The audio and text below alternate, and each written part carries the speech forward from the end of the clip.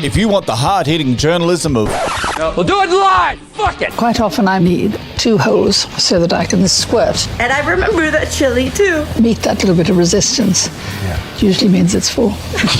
Do it live! I'll write it and we'll do it live! I love chili, but it's not more important than family porn. Why are you laughing? We're just children.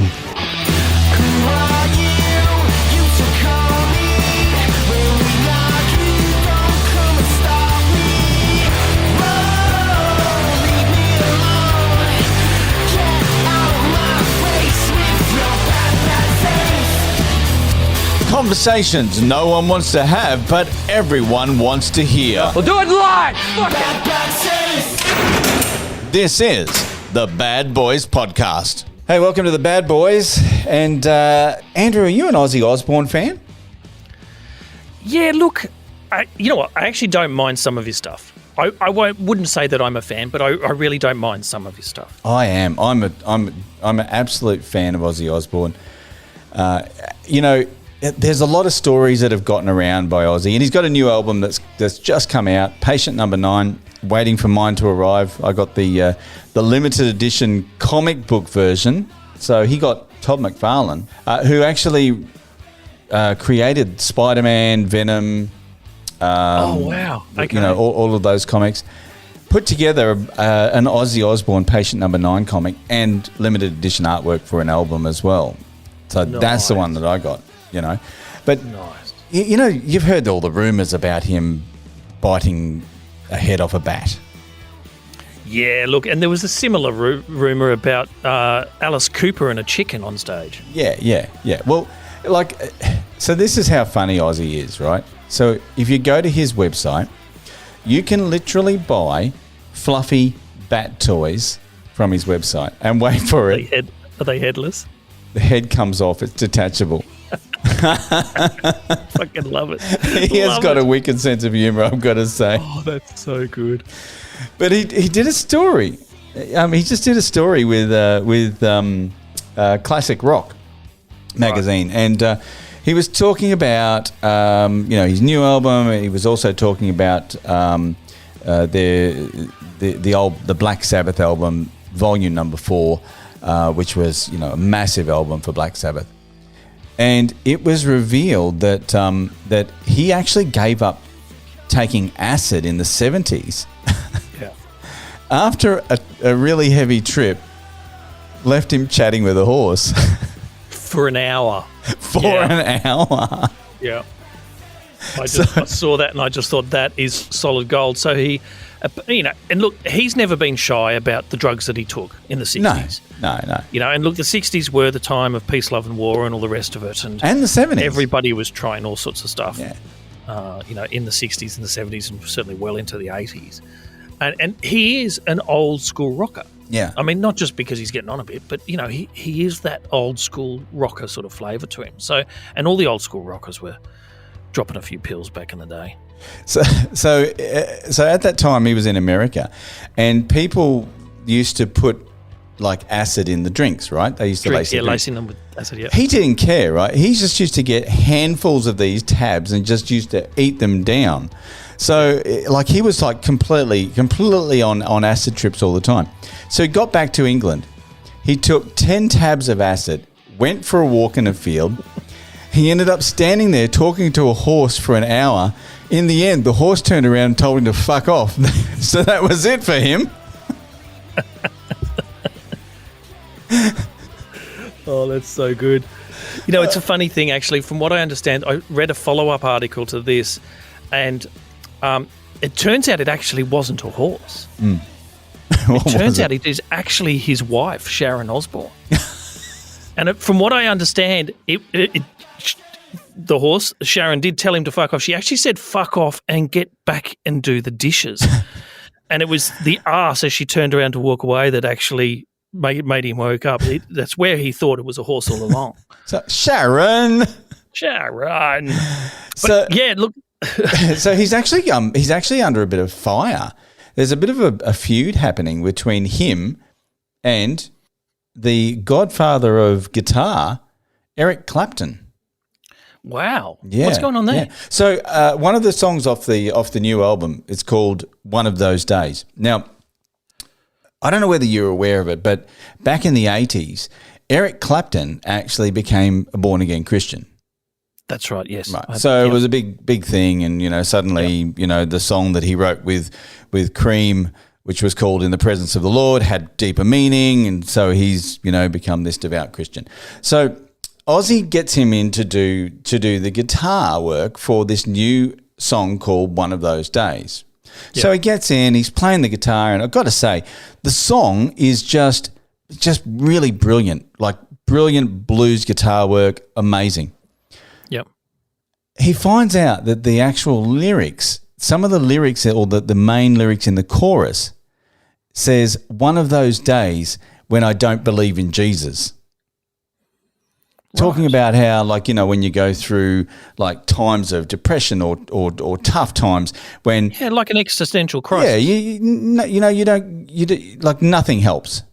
Yep. Not even believing in Jesus helps, right? Right. Well, Eric Clapton has taken umbrage at it and has actually said that he believes the line is going to cause shit. He said, "I'm not sure about that." He said, I don't think it's going to work. So, Ozzy's gone, well, we tried to replace it with some alternatives. We did One of Those Days when I don't believe in Christmas, but it didn't sound right. Losing faith in Jesus makes much more sense when the world is turning to shit. Yeah. Now, I'm just wondering what Eric Clapton was expecting. Yeah, look, it's Ozzy Osbourne, right? Black Sabbath. He's called the Prince of fucking Darkness. Seriously, do you think he really gives a shit about that? No.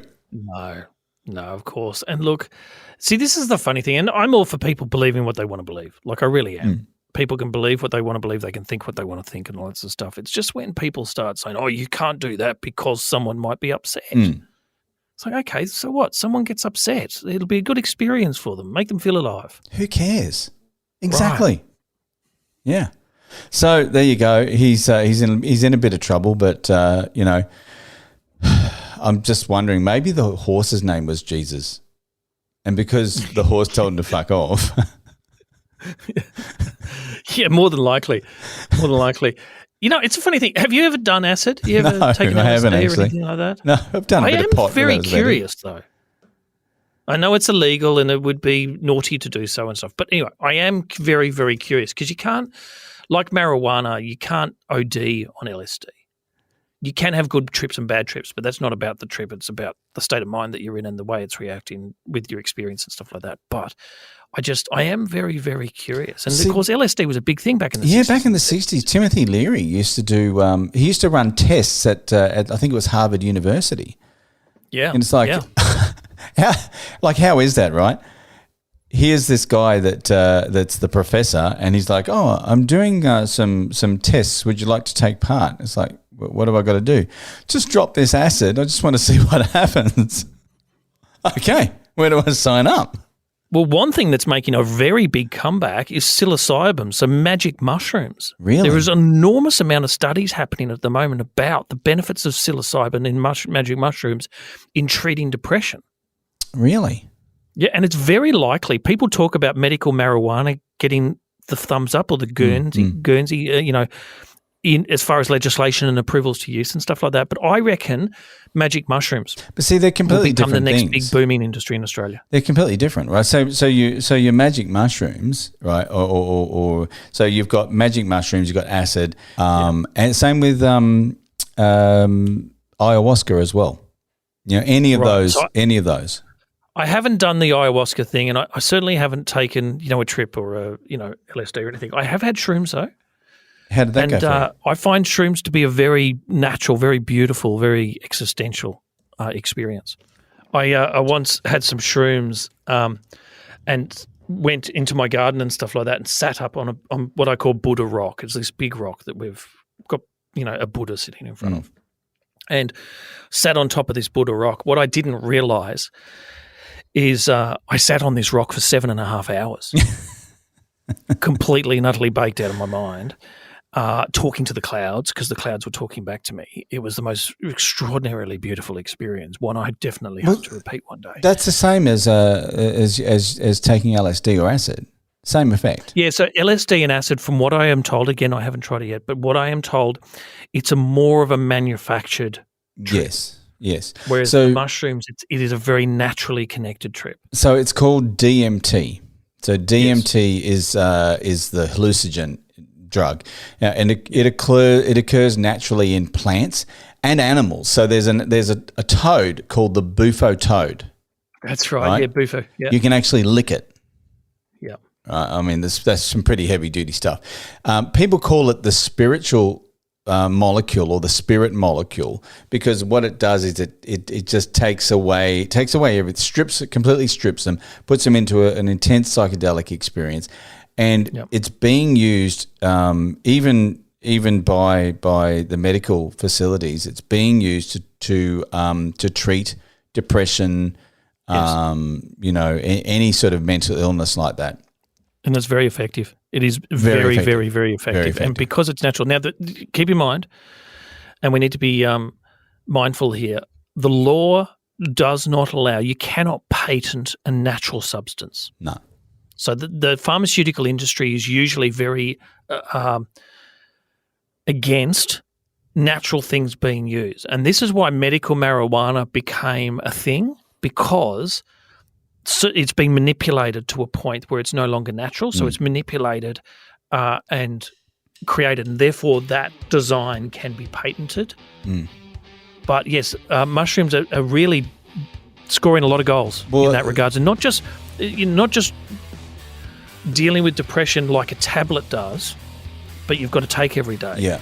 Magic mushrooms and stuff like that can deal with depression for 3 to 6 months at a time, just from one session. Because what it actually does is, when that point of death, so when people die, suddenly they get this feeling of like this amazing, feeling at that point of death, and you hear people pass away peacefully, and that. Yes, yeah. It's because it's the same. It is exactly the same drug that hits the body actually makes DMT.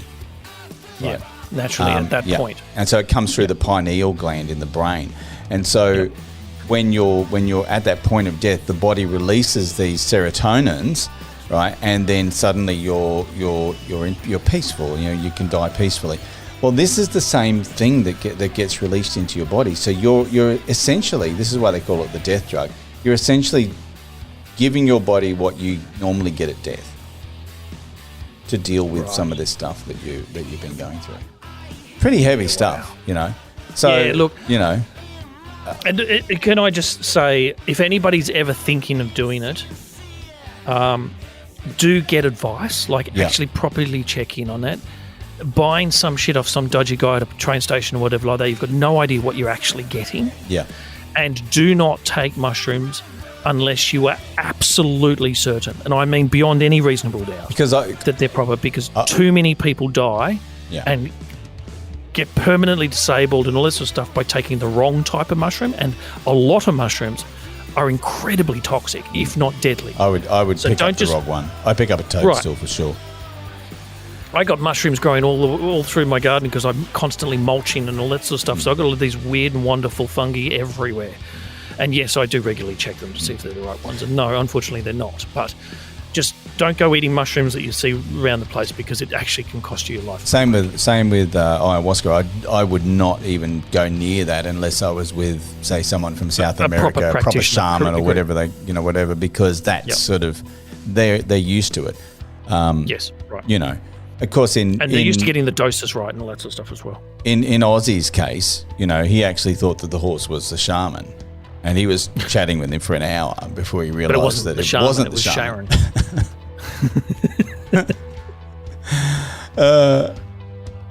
Anyway, if you want to head over to our Facebook page or our Instagram page, like us, and just comment on some of the posts that are up there. We've got a few more posts going up. We might even put this article up about Ozzy Osbourne. You can leave a comment on it. Official Bad Boys podcast. And look, if you want to listen to some great music, check in with badboysfm.com. Music with attitude, anywhere, anytime you need it. See you guys. Take it easy. Press plus or follow to hear more great episodes from the Bad Boys. Or check us out on our social media at Official Bad Boys Podcast on both Facebook and Instagram. Bad